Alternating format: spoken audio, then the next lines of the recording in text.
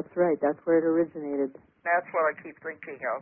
But anyway, you were a normal, down-to-earth school teacher then for 12 years. Yes. Then how did you, how did you get the idea of getting into the magazine? Well, or was there things in between? Well, actually, I went through a divorce, and it's kind of an upheaval, but I guess it was kind of a time for change in my life. Anyway, I was walking down the hall of the school where I taught in between classes, and I had my free period that time, and I heard this voice above me say, "Hand in your resignation," and I looked around. There wasn't a soul in the hallway. I was totally alone. And I heard the voice again, "Hand in your resignation." I just shrugged my shoulders. Okay. It's funny, I didn't even question it. So I walked into my classroom. It was empty because sometimes you had to share classrooms, but mine happened to be empty.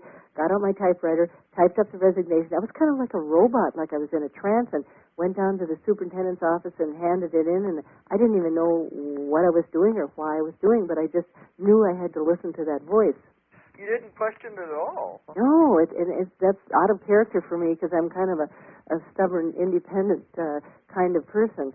But anyway, then that's when I went back up to stay in our old haunted farmhouse all by myself for a couple of years. And then one time I was down in Minneapolis with my father. We were on our way to Des Moines, Iowa to visit some family.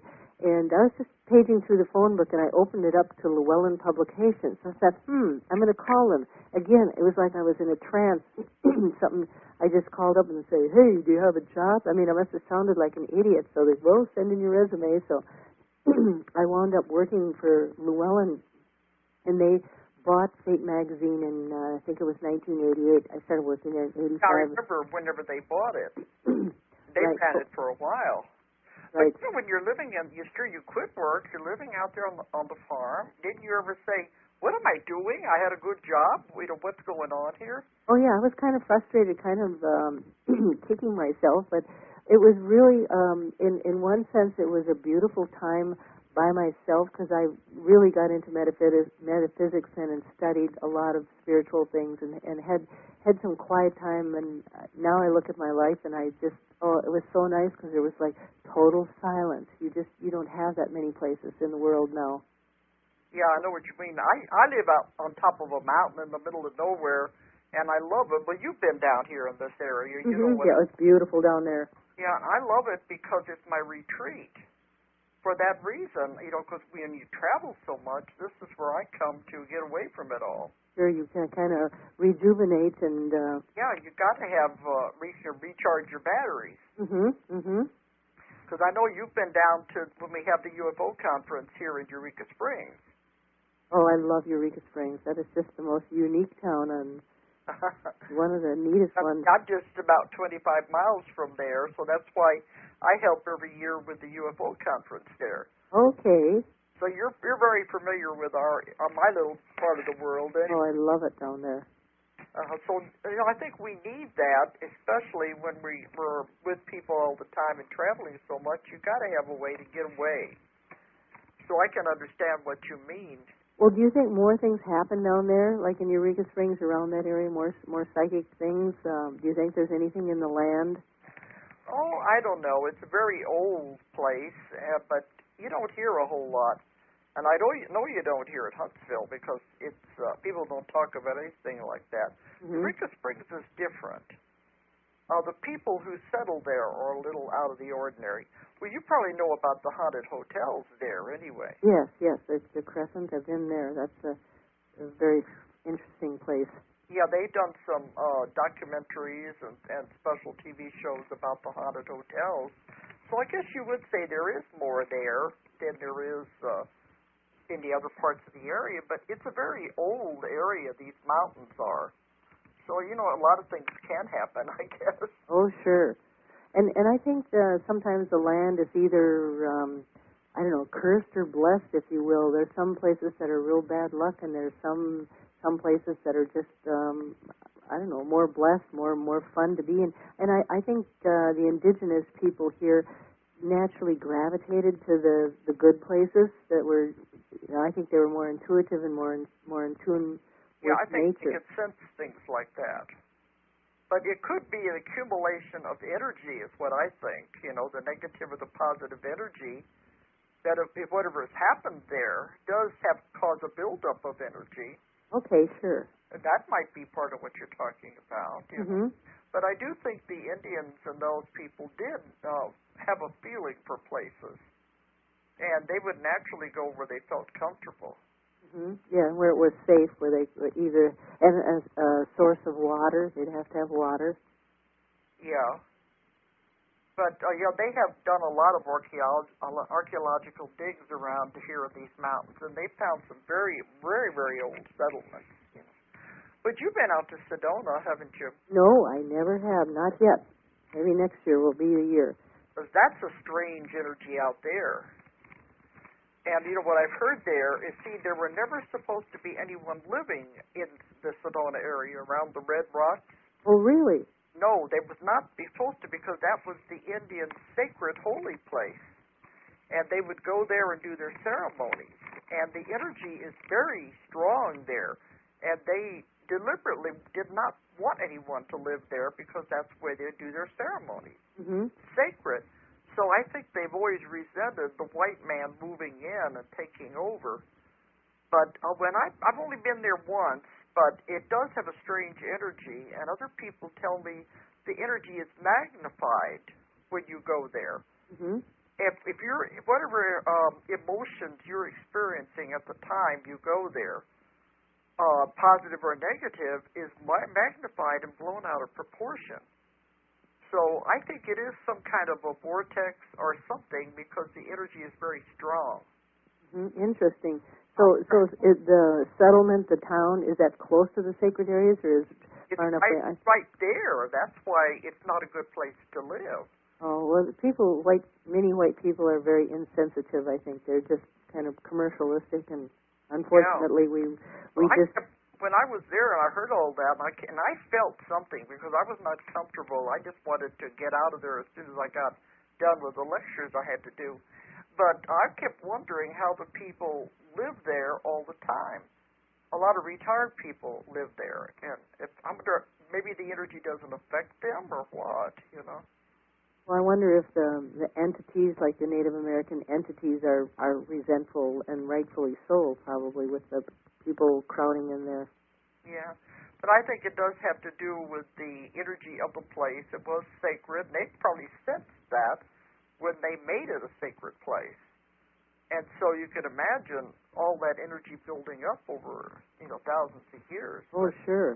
But that's what I've found. It does magnify whatever emotions you have. So I think it would be a hard place to live all the time. Mm-hmm. So if you go there, see if you can pick up on anything. I would love to at least go there and touch base and see the land. And it is beautiful, the big red rocks, because we had to take a bus. You fly into Phoenix and take a bus to go up there, and everything looks pretty ordinary until suddenly you come over this rise on the bus, and as you're going down towards Sedona, here's all these huge, enormous red rocks. And they're not anywhere else. It's just right there. Interesting. Do they know geologically why that happened, why it occurred? Well, I think the people there probably know. I never really went into it with them, but it's just right there. And they're enormous, beautiful red rocks, and they change colors with the sunlight. Interesting. They become very intense red, or, they have beautiful pictures of the different levels of the sun, how it reflects on the rocks. Mm-hmm. But it is just there, and then when you leave, it's just back to normal, it's almost semi-desert everywhere else around there. Well, there's some beautiful, beautiful country views out there. The tip of Arizona on Highway 80 and Utah, there's the most incredible rock formations and landscape in Utah. A lot of Western movies used to be filmed there, but it's like you're on the moon. That's where they used to shoot a lot of them around Sedona, too. But then now it's got too many people living there. But it was those huge red rocks that you see in the movies, Interesting. But, anyway, I think with both of our work, we do get into a lot of this with the energy of places and how it affects people. But you went to work for Llewellyn. Yes. Yeah. And then shortly after that, they purchased Fate magazine, and then I began working on it for a while. And then in '94, well, my mom died in '93 of a massive stroke. She had a stroke here in the house, and then she was in a coma for 9 days and died. And then my dad came to live with me for a while, and I was driving down the street, the highway near where I live, and I heard the voice again, and it said, again, hand in your resignation. No, it said, spend this time with your dad. I didn't question the voice. Again, I turned in my resignation at Llewellyn. I quit. I didn't tell them why. I just knew I had to do it, and I had 3 good months with my dad. We had a wonderful time. We visited relatives. We traveled here and there and just did some fun things, and then he had a massive stroke, and he was lived another...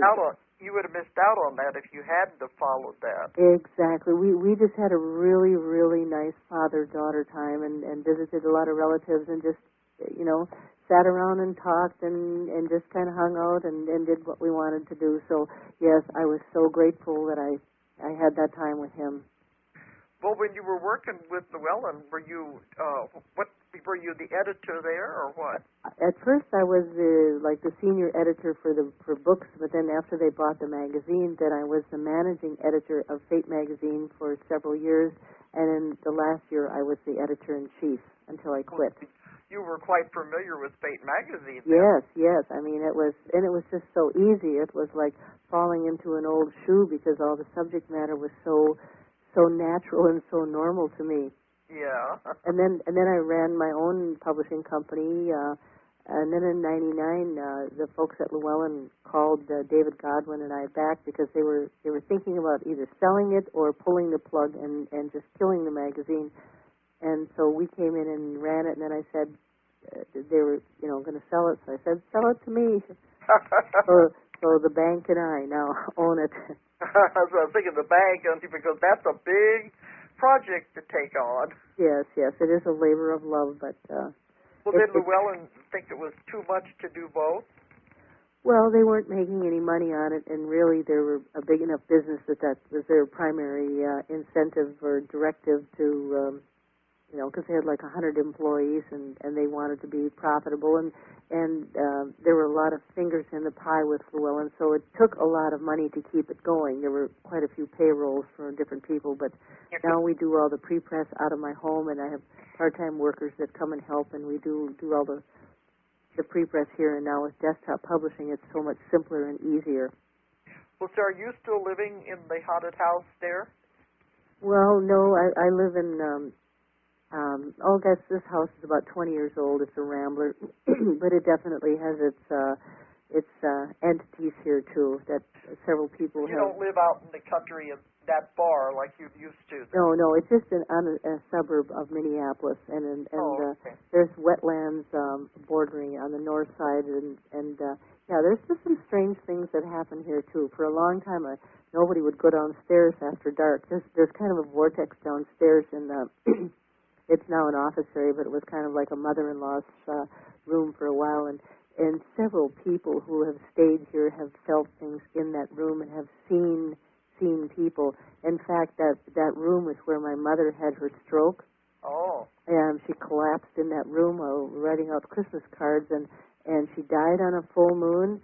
A month later, on the full moon, I was in the next room right next to there, and I saw her spirit, her entity. She came walking out of there.